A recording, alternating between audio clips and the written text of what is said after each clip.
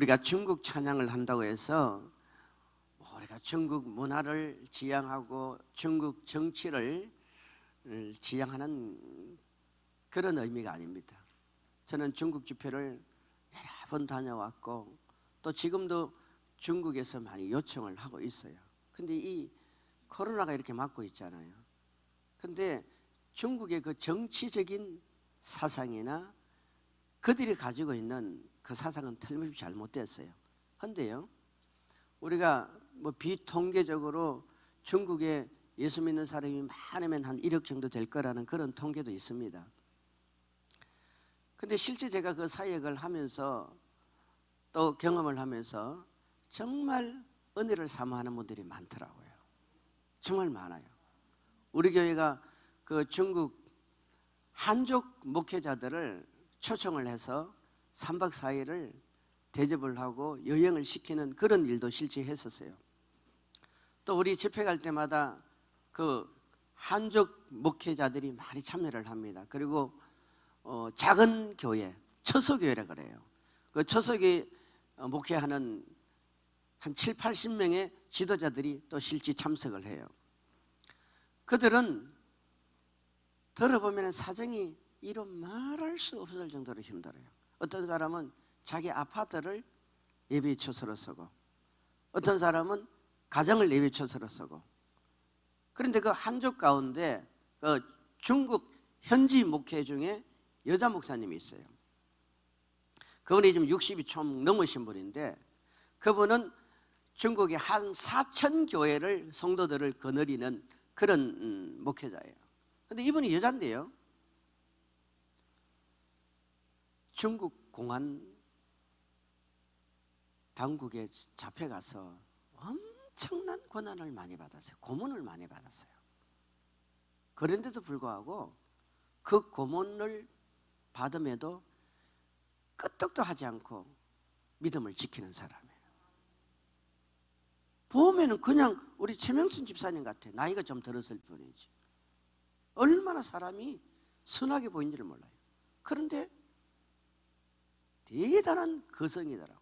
그런데 그런 사람들이 저 공산주의 세력 앞에서도 믿음을 지키는 거예요. 아멘. 좀 그게 해요. 여러분, 사실 성자성 기도는 제가 어제도 말씀드렸지만 얼마나 말씀 전하는 분들이 많이 오십니까? 그분들이 와서 자기가 가장 잘 전하는 말씀을 전한단 말이에요. 할렐루야. 그런 말씀을 받으면 우리가 100% 변화돼야지요. 근데 돌아서면 또 오뚜기야. 이게 우리 인생입니다. 그래서 이 집회 기간에는 다양하면서도 실질적이고 사실적인 메시지를 많이 듣는 것도 괜찮아요. 저는 가능한 그런 집회를 하려고 합니다. 또 명성교회라는 교회가 있어요. 명성교회. 그 명성교회라는 교회는 그 지도자는 이 성자산의 초기에 몇 번 다녀가기도 했어요. 그 교회는요, 정말 시골교회, 시골교회. 중국은 가보시면 아시겠지만 응하고 나면은 밑에 그것을 그냥 재뿌립니다. 그리고 교회가 같이 칸만 막아놓고 화장실이 쭈르륵 있어요. 그리고 겨울에는 그 응아가요, 사여가지고 한 1m 정도는 될 것 같아요. 그런데 어떨 때는 화장실을 쳐다보면 소변도 못 넣을 정도예요. 그 정도로 환경이 열악합니다. 그런데 그 교회가 믿음을 지키는 용사들이 모여 있어요. 집회를 가면은 그 사람들이 먹을 걸 들고 오고 가지고 오더라고요. 뭐 차를 타고 8시간씩 12시간씩 이렇게 오니까 중국은 기차를 타도 12시간 오는 사람이 있어요. 그래 와가지고 3박 4일 4박 5일 동안 옷 안 갈아입어요. 세수 안 해요. 그 사람들은 안수기도 받는 걸 되게 좋아합니다. 치료사역 받는 걸 되게 좋아해요. 저는 그 사역 가운데 실질적으로 이 축기가 들어갔는데요, 남자분 중에 똥물을 토해내더라고요. 똥물을. 야. 그런데도 우리 같으면 다 도망갑니다. 아마 강사도 도망갈 수도 있을 거고 성도들도 도망갈 수 있습니다. 똥물을 토해내던 아무 상관없어요. 그 은혜 받고 열정을 쏟아내는 일에 얼마나 전력하는 줄 몰라요. 그리고 그들은 자기 스스로 또 돌아가는 거예요. 자기 교회로 또 돌아가는 거예요. 왜? 말씀이 갈급하니까, 은혜가 갈급하니까.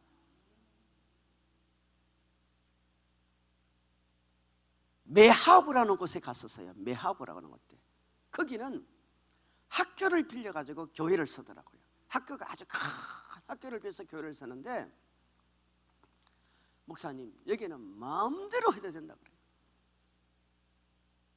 얼마나 집회를 강하게 들어가는지요. 나중에 이 혀가 안 돌아가요. 저는 참 목회자로서 나름대로 행복해요. 여러분, 얼마나 설교자가 설교를 많이 하고 찬양을 많이, 이 혀가 안 돌아. 목신 건 말할 것도 없고 혀가 안 돌아. 혀가 딱 달라붙어가 이게 안 열리더라고. 여러분, 찬양할 때 그렇게 해보시면 손 들어봐요. 명성이라는 곳에서 집회를 3박 4일이 2박 3일이야. 2박 3일을 딱 하고, 그 사람들은 아침부터 저녁까지 해. 그리고 밥 먹고 또 해. 그러고 매학으로 바로 갔는데, 거기도 또 2박 3일이에요. 나중에요, 정말 마이크를 딱 들었는데 말하기 싫어요. 우리 정 목사도 사역을 하는데 이게 하기 싫어요. 찬양이 안 되는 거예요. 그런데요, 다 그런 건 아니겠죠. 지금도 저는 그들이 걷는 거예요. 십자가를 떼고 거기에 중국 지도자의 사진을 걸어놓고 하나님을 대적하는 일들을 지금 자행하고 있지만요, 중국은 여러분 지하에서는 엄청난 불길이 타오르는 거예요. 지금도 우리도 계속 연락을 하니까, 목사님 언제 돌아오겠습니까? 목사님 언제 돌아오겠습니까? 우리 한국은 정말 배부른 나라예요. 할렐루야. 배부른 나라예요. 우리는 TV만 키면은 막 유명한 목사님을 다 설교하잖아요. 라디오만 키면은 여러분 막 다 설교하잖아요. 집회도 여러분 지금 연초에 얼마나 많이 집회를 합니까? 근데 우리는 너무 신앙생활이 어떠냐면은 타성이 젖어버린 거예요. 종교성으로 지금 우리가 가고 있는 거예요.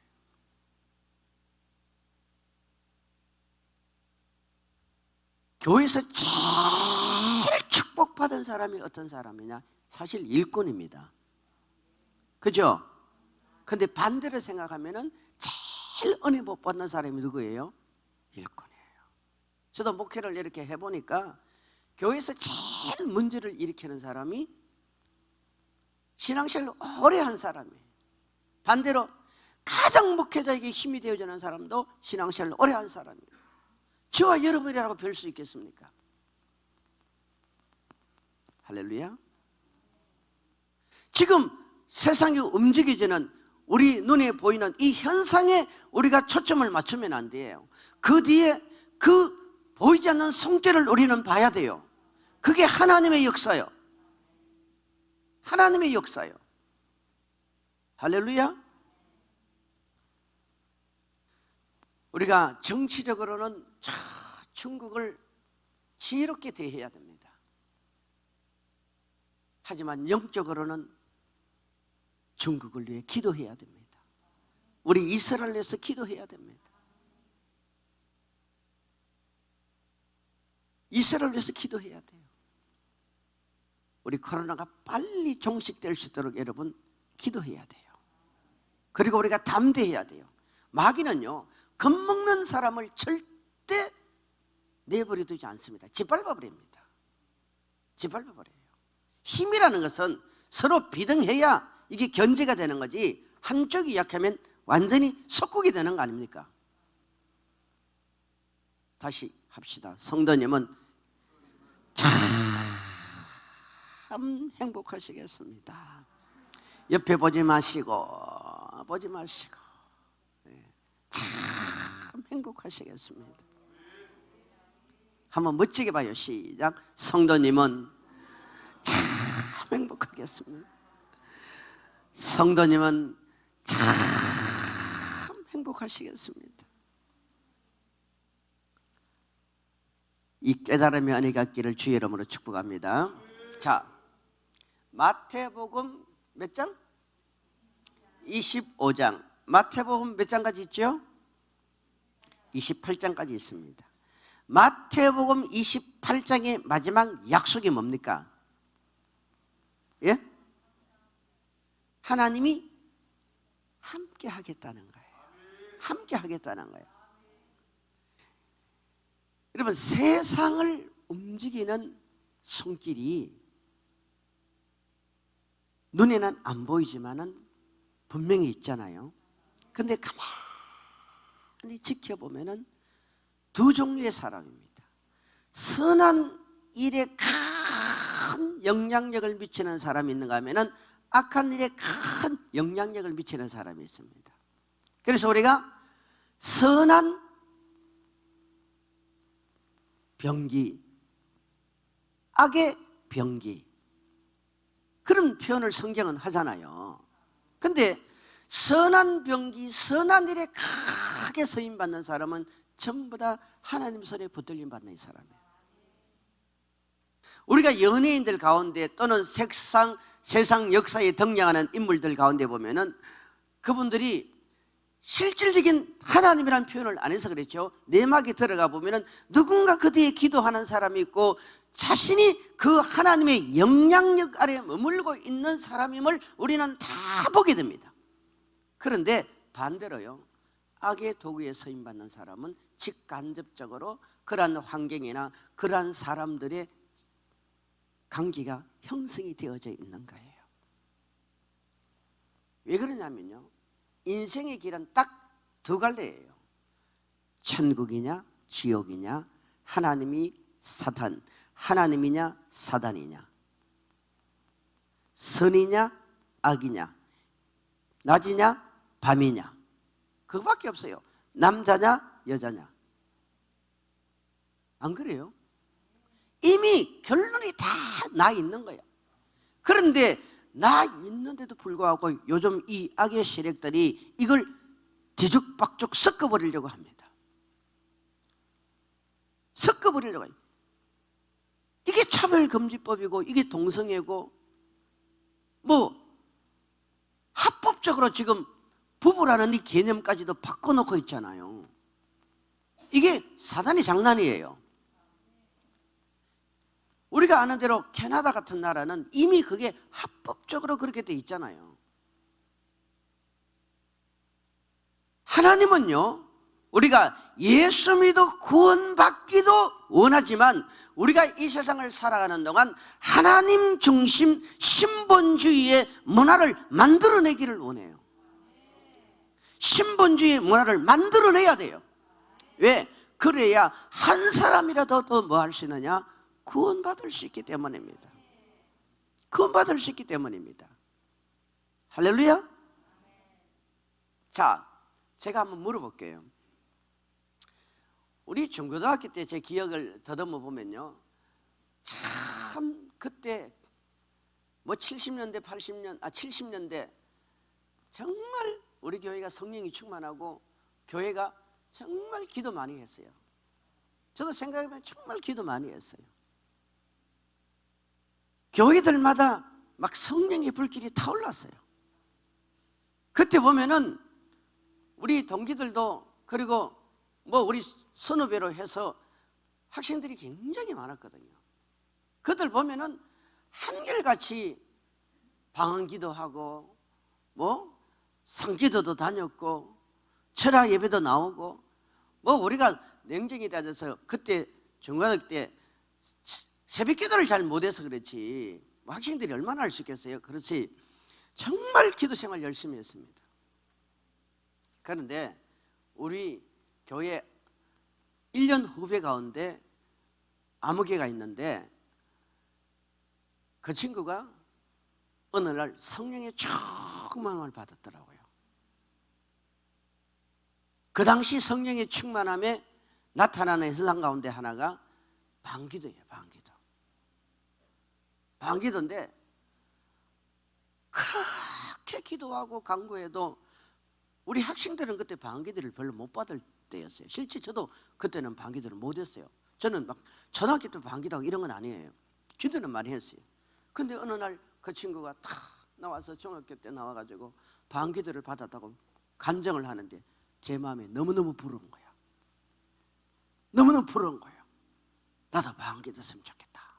이 생각이 원래도 있었는데 그 친구가 설아비 시간에 간증을 하니까 막 어른들은 좋아서 박수 치고 우리 입장에는 비슷한 동료인 우리 입장에서는 너무너무 부러운 거예요. 그러고 나서 그 친구가 좀 달라졌더라고. 전도도 잘하고 뭐가 이렇게 달라졌어.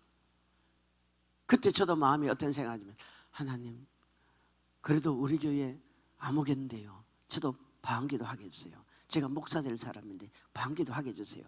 뭐 그랬어요. 결국 몇 주 후에 받았습니다만은 근데 그 친구가 제 기억에요. 신앙생활 잘했어요. 공부도 잘했어요. 근데 나중에 대학 들어가고 나서 교회 나왔을까요? 안 나왔을까요? 나왔을까요? 안 나왔을까요? 생각해봐요. 나왔을까요? 안 나왔을까요? 안 나왔어요. 대학 졸업하고 교회 나왔을까요? 안 나왔을까요? 결혼하고서 교회 나왔을까요? 안 나왔을까요? 빨리 답 좀 해요. 너무 걱정하지 말아요. 제가 이래 설교하네 저래 설교하네 적당한 시간에 다 끝낸다니까.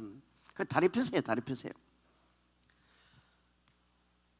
여러분 한 번 받은 구원은 바뀝니까? 안 바뀝니까? 바뀌어요? 안 바뀌어요? 맞습니다. 한 번 받은 구원은 절대 안 바뀝니다. 그러면 그 한 번 받은 구원이 영원합니까? 영원하지 않습니까? 물어봐요. 여기 목사님들 계시네. 괜찮아요. 목사님들 죄송하지만 너무 신학적으로 설교를 듣지 마세요. 자, 한 번 구원은 영원합니까? 안 합니까? 맞습니다. 그러면 한 번 구원이 영원히 보장된 겁니까? 아닙니까? 저는요, 목회를 하면서 많이 고민한 것 중에 하나가 그 친구뿐만 아니라 제가 이제 이렇게 나이가 좀 들어가고 이 정도 이렇게 목회 사역을 해보니까 이게 보이더라니까요. 보여요. 뭐가 보이냐면은 야, 신학과 신앙은 차이가 있구나. 신학을 신앙에 접목시키지 않으면 그 신학은 자칫 잘못하면 죽은 것이 될 수 있겠구나. 여러분 신학이 생명이 되기 위해서는 신앙으로 접붙임이 되어져 버려야 됩니다. 접붙임이 되어져 버려요. 물론 최근에 와서 만난 적은 없지만 그 친구 지금 교회 안 다녀요. 세상살이 나름대로 뭐 성공했는지 안 했는지 그렇게 여전히 부어라 마시라 그렇게 살아가고 있습니다. 왜냐하면 우리가 이 선후배의 소식을 조금 듣잖아요.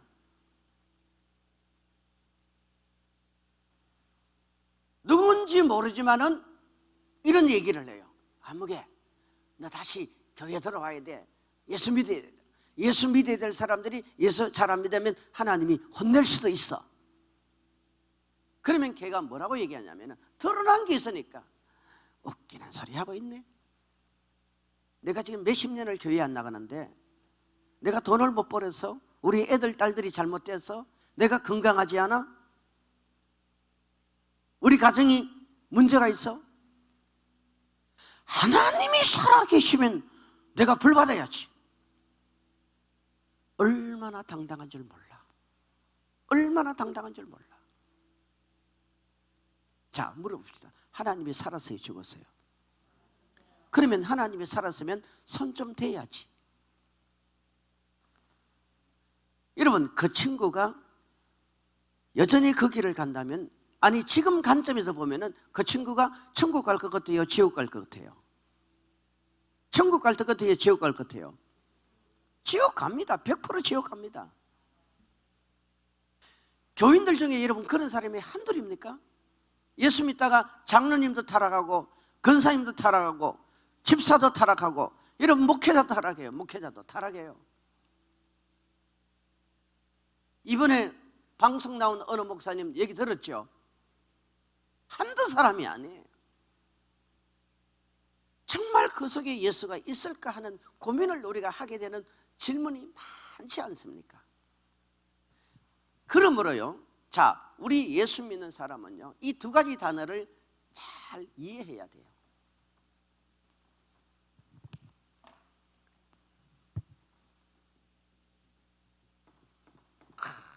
새벽에 졸지 말라고 글자도 아주 크게 눈에 다 들었죠? 이게 뭐예요? 이미. 이거는 뭐예요? 그러나. 봅시다. 우리 집사님, 선교사님, 미안합니다. 선교사님, 몸 괜찮아요? 예.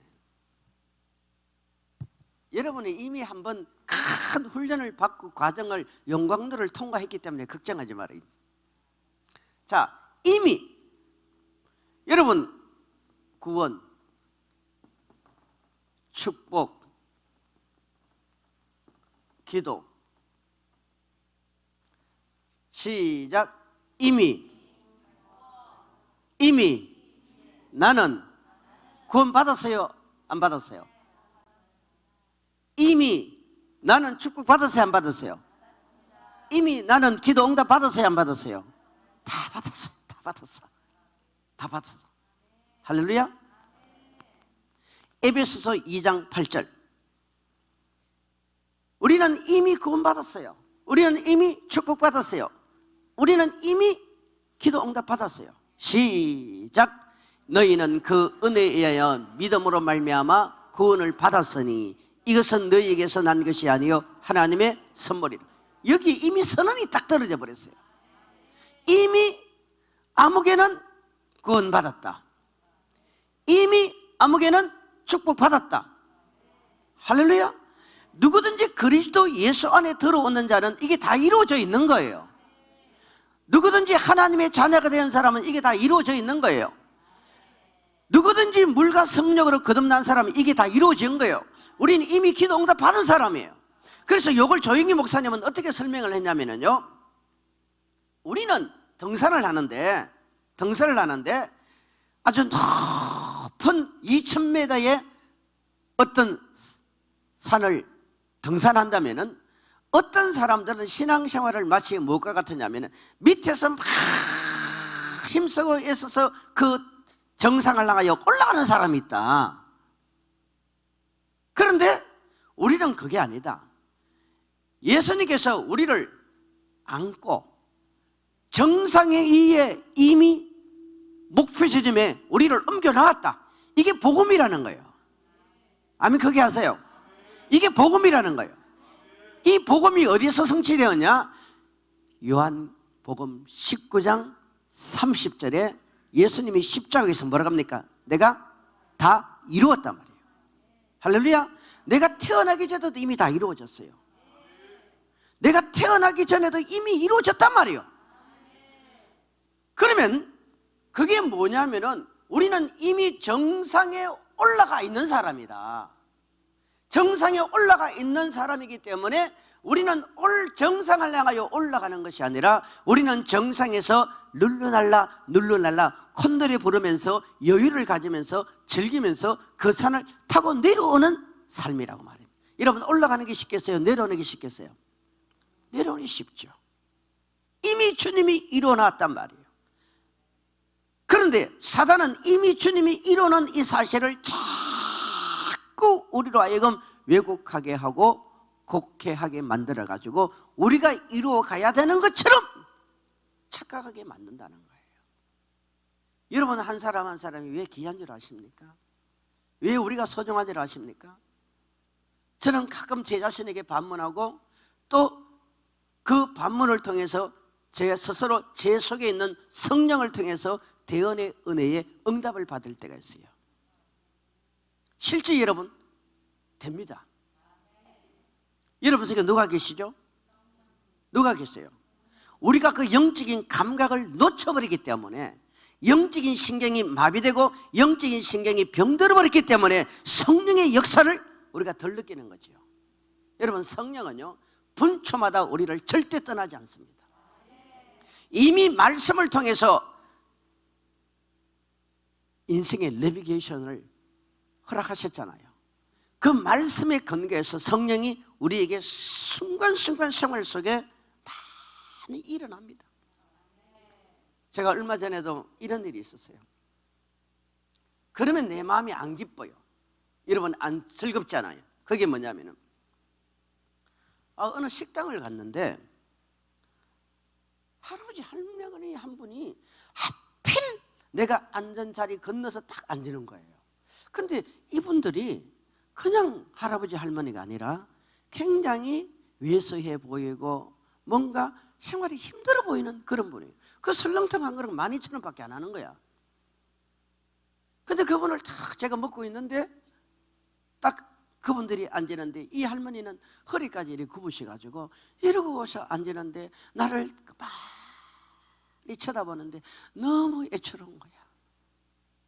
그때 제 마음에 성령이 그러셔요. 김 목사, 저분들의 점심값을 네가 좀 내줄 수 없겠니?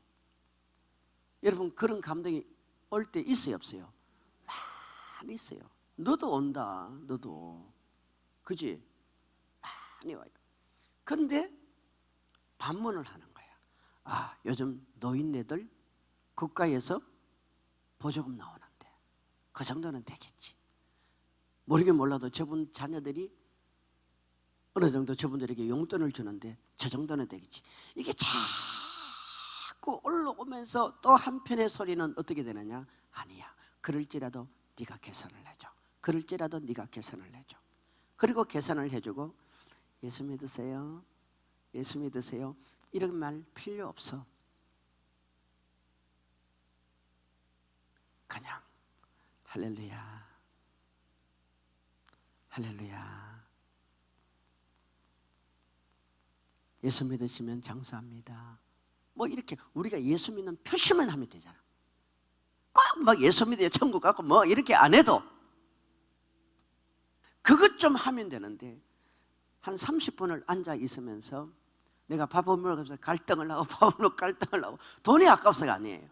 혹시 내가 자칫 잘못하면 저분들의 자존심을 건드릴까 싶은 마음이 확 올라오면서 결국 그걸 못한 거예요. 못하고 돌아서서 내 갈 길 가는데 너무너무 마음이 안 편한 거예요. 왜 그걸 내가 못했을까?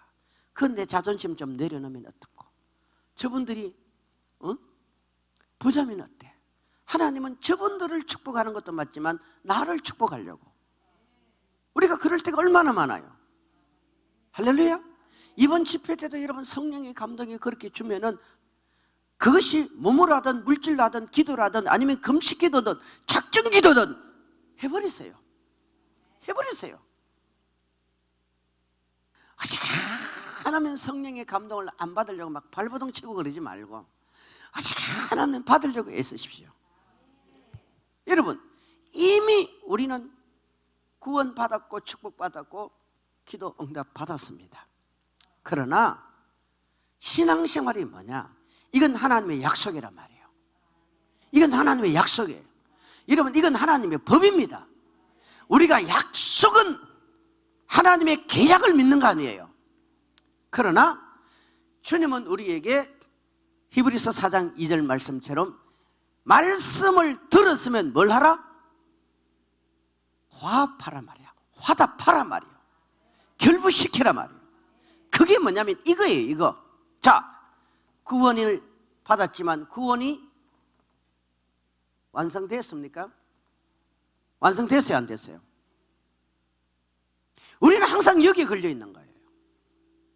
여러분, 이 부분만 강조하면은 이건 신학이 됩니다. 이 부분에 눈이 열리면 이건 신앙이 되는 거예요. 우리 축복 받았습니다. 그죠? 자, 축복 받은 거 내놔봐요. 내놔봐요. 내놔보라니까. 선교사님 내놔봐요. 선교사님 땅 몇 평이 있어요? 재산 얼마 있어요? 우리는 이미 주님이 축복하셨어요. 물론 목사님 이거 영적인 축복, 여러분 성경을 보세요. 성경은 영적인 축복만 말하지 않습니다. 성경은 32,560가지의 축복의 약속이 있는데 거기에 영적인 축복과 육적인 축복이 다 들어가 있는 거예요. 만약에 복음이 여러분, 저 북한이 지금 기독교 국가라면 복음은 절대 열방을 향하여 나가지를 못합니다. 인도가 기독교 국가라면요, 복음은 절대 세계 복음을 향하여 복음 들고 못 나갑니다.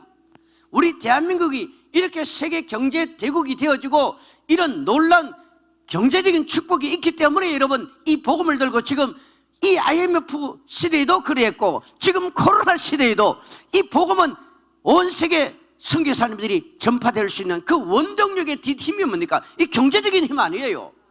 그러면 지금 여러분 축복 받았습니까?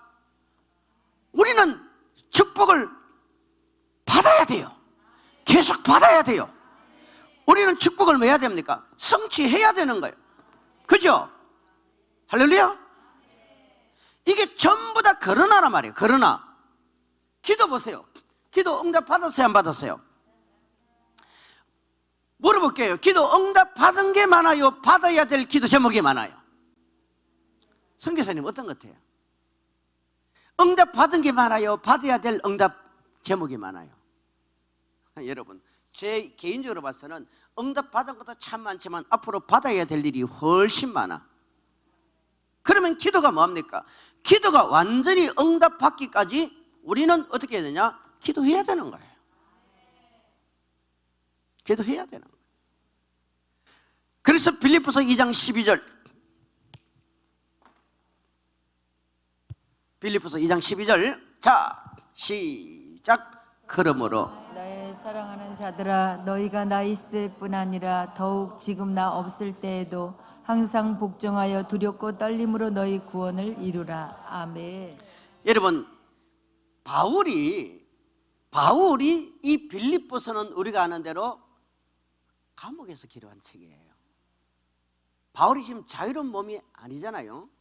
그런데 그 바울이 지금 빌립보 성도들에게, 여러분 빌립보 교회는 태생부터가 기도로 시작한, 우리가 아는 대로 르디아라는 그 자두장사 르디아의 집을 빌려서 시작이 되어졌고, 그리고 이 빌립보 교회는 다른 교회들에 비해서 열정과 주님을 향한 헌신이 아주 뛰어난 교회예요. 그런데 이 성도들을 향하여 지금 무슨 얘기를 하냐면은 두렵고 떨림으로 뭐하라? 구원을 이뤄가라. 이 구원은요 꼭 예수 믿어 천국 간다는 요 얘기만 하는 게 아니에요. 이게 전부 다 포함이 되어 있는 거예요. 우리가 죄에서 구원, 질병에서 구원, 가난에서 구원, 저주에서 구원, 마귀로부터 해방, 이게 전부 다 구원 아닙니까? 그런데 이 구원을 이루어갈 일은 누가 해야 되느냐? 저와 여러분에게 주어진 책임이에요. 책임이에요. 자, 여러분 오늘 본문이 뭡니까? 마태복음 25장 몇 절? 46절. 그들은 영번에, 의인들은 영생에 들어가라 하시니라.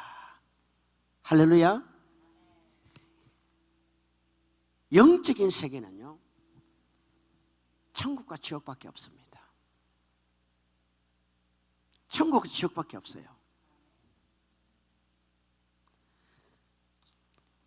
영적인 세계를 우리가 많이 깨닫고 이해하고 깊이 체험하면요, 이 육적인 세계는 마치 뭐가 같으냐 하면 그림자와 같아요. 그림자. 이 육적인 세계는요 영적인 세계의 지배를 받도록 되어 있습니다. 여러분과 내가 오늘 신앙생활하고 여러분과 내가 오늘 예수를 믿는 것은요, 영벌이 아닌 영생에 들어가기 위해서 걸어가는 길이에요. 믿기를 축원합니다. 그러면 영생의 세계, 이 영혼의 세계에 들어가기 위해서 저와 여러분이 해야 될 일은, 이건 하나님의 약속이에요. 할렐루야. 이건 하나님의 약속이에요. 이건 내가 취해야 될 믿음이란 말이에요. 이걸 우리가 잘해야 돼요. 이미 하나님은 말씀하셨어요. 그러나 내가 해야 돼요. 이미 하나님은 축복하셨어요. 그러나 내가 이루어야 돼요. 이미 하나님은 나를 들어서기로 작정하셨어요. 그러나 하나님이 들어서기에 작정한 거기에 내가 믿음으로 화합을 해버려야 돼요. 이게 내 믿음이란 말이에요. 믿음이에요. 자, 그래서요, 계시록 한번 갑시다. 자, 10분 안에 끝납니다. 계시록 22장 5절. 22장 5절. 자, 봅시다. 시작. 다시 밤이 없겠고 등불과 햇볕이 쓸데없으니 이는 주 하나님이 그들에게 비치심이라. 그들이 세세토록 왕노릇하리로다. 아멘. 따라합시다. 하나님께서 천국을 왜 만드셨냐? 저를 보세요. 여러분, 하나님께서 천국을 왜 만드셨어요? 두 가지 질문. 첫째는 하나님을 위해서 만들었다. 둘째는 구원받을 백성인 나를 위해서 만드셨다. 답은 1번 손 들어봐요. 하나님을 위해서 만들었다. 하나님은 외롭고 슬프고 고독하고 쓸쓸해서 어떻게든 인간을 천국에 불러놔 놓고 장난감처럼 놀이개처럼 때로는 우리 인간을 들었다 놨다 하시려고 마음껏 인간을 주무르려고 천국 만든 거 아니에요. 하나님은요, 아무것도 없어도 돼요. 아무것도 없어도 돼요. 하나님은 외로운 분이 아니에요. 고독한 분이 아니에요. 여러분, 천국은 왜 만들어 놓았냐? 우리를 위해서 만들었어요. 여러분을 위해서 만들었어요. 그것도 그냥 우리가 그 나라 가서 사는 것이 아니라 영원토록 뭐 하기 위해서? 왕노릇하기 위해서요. 왕노릇하기 위해서. 우리가 천국에서 왕이 되어야 됩니다. 우리 누가복음 19장 17절 한번 가봅시다. 누가복음 19장 17절.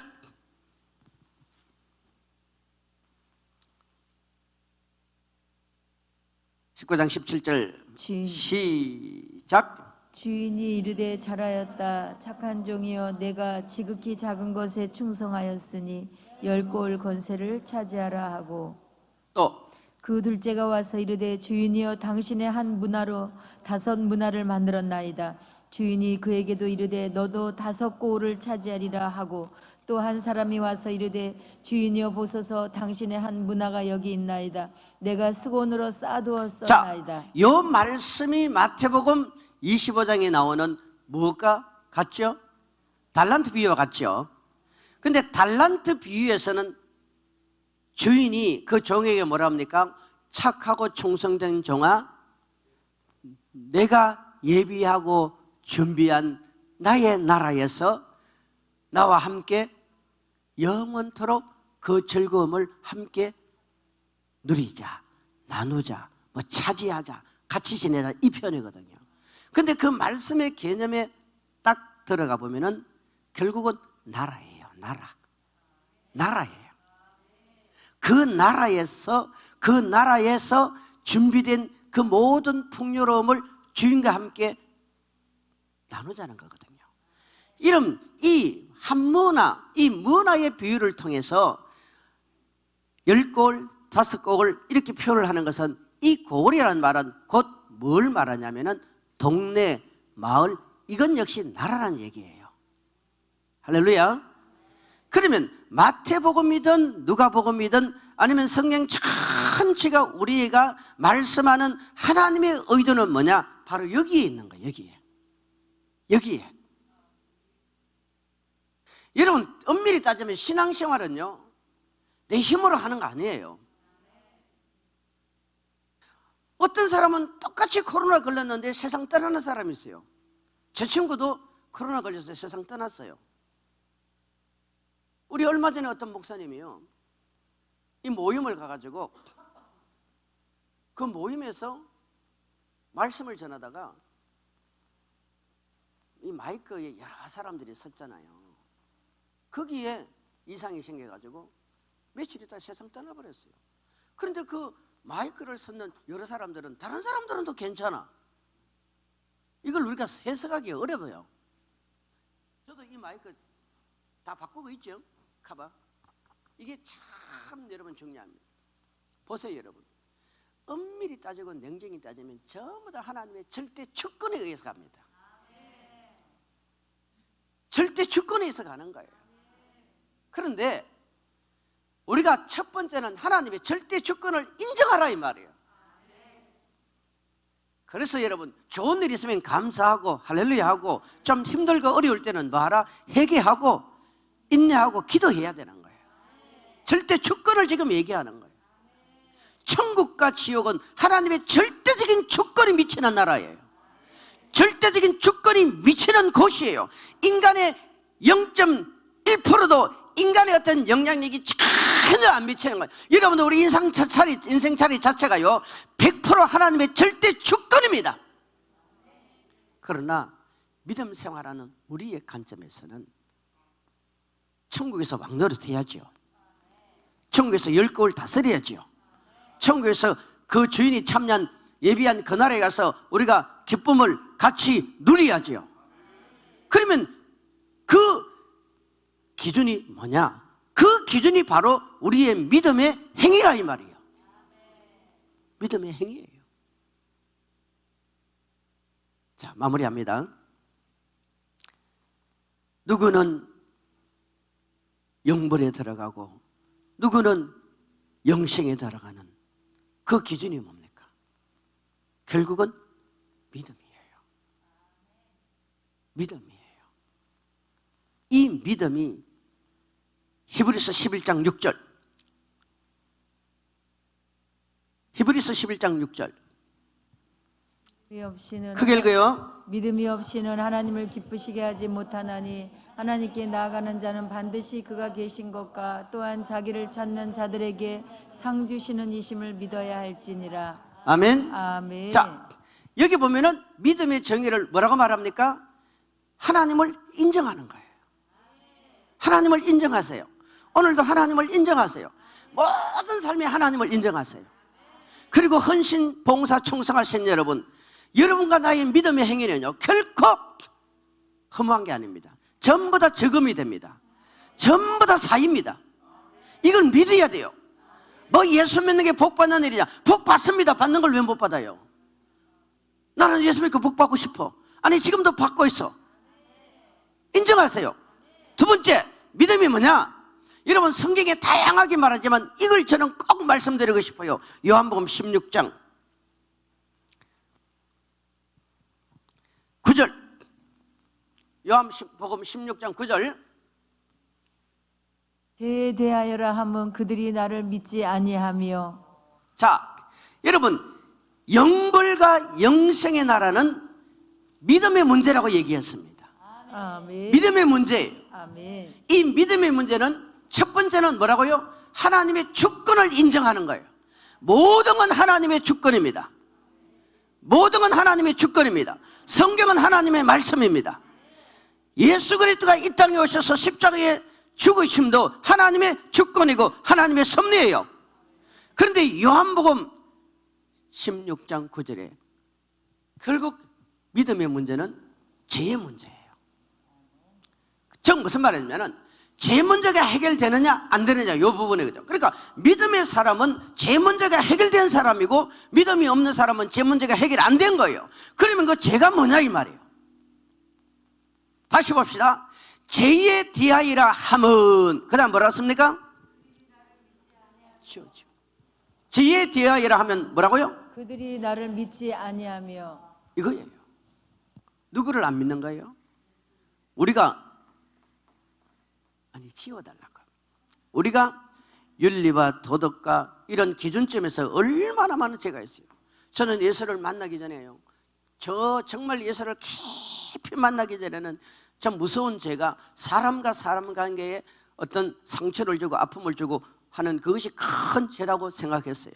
그런데 내 의식 속에는 하나님을 믿지 않는 게 무슨 큰 죄일까 이런 생각을 많이 하고 있었어요. 그런데 영적인 세계 주님을 더 깊이 만나보니까 죄 중에 제일 큰 죄가 무슨 죄예요? 예수 안 믿는 거야. 지금 그 얘기를 하는 거야. 지금. 예수 안 믿는 만큼 큰 죄가 어디 있어요? 예수는 우리의 창조주요, 예수는 우리의 왕이요, 예수는 우리의 구원자입니다. 할렐루야.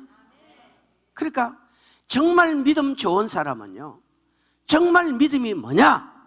정말 믿음 좋은 사람, 정말 믿음의 사람은 오늘도 하나님의 주권을 인정하고 오늘도 나의 삶에 내가 예수를 따라가는 삶이에요.